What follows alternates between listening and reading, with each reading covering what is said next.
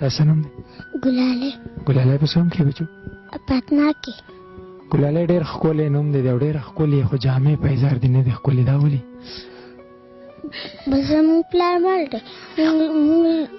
مونږ په اختر کې زموږ ټولو وړو نوي جامې او نوي پیزار او زما پکې نه وو. دا ولې نه بچو؟ ما مې مور نه وه اخیستې، د مور سره مې پیسې نه وې. د خلکو موریانو سره خو پیسې یې نه؟ ولې نه، خو بس زما پلار مړ دی، موږ سره پیسې نشته. چې پلار نه وي د هغوی بیا جامې پیزار؟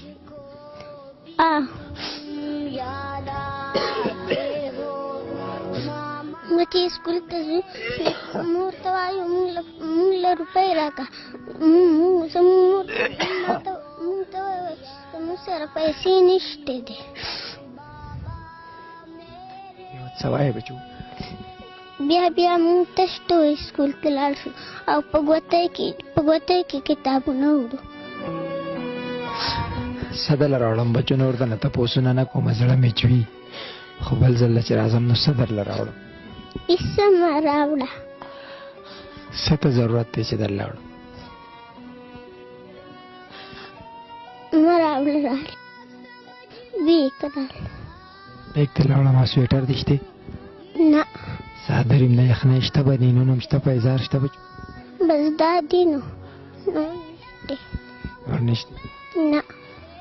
هر څه به درله راوړم بچو. ښه چېرته زه په ویډیو کې بچو لا جوابه کړی نه یم، خو نن زما سره بل تپوس نشته چې ستا نه وکړم. بل تپوس ته نه کوم. ښه ولې دې نه کوم؟ پته ته شته ستا جواب خلک وجني.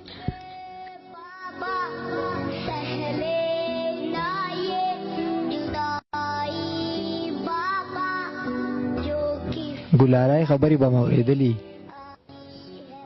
داسې جواب یې راکړو چې په زړه باندې یې راله بل طرف ته ویستو. خو خوشحاله په دې ډېر زیات یم، ډېر زیات خوشحاله یم چې د اخلاص په لار چې په کوم ځای کې هم دا کیمرې کولاویږي نو انشاءالله چې مستحق به وي، څه لالچ به پکې نه وي، دردونه به ډېر وي، سختې به ډېرې وي او معاشرې غورځولي خلک وي. کله چې معاشره خلک ګیل کړي نو د اخلاص خادمان هغه که په وطن دی او که د وطن نه بهر درانه مسافر دی، د دردونو په بدله کې چې کم بچان دردونه ورکوي هغه مسافر خوشحالۍ ورکوي.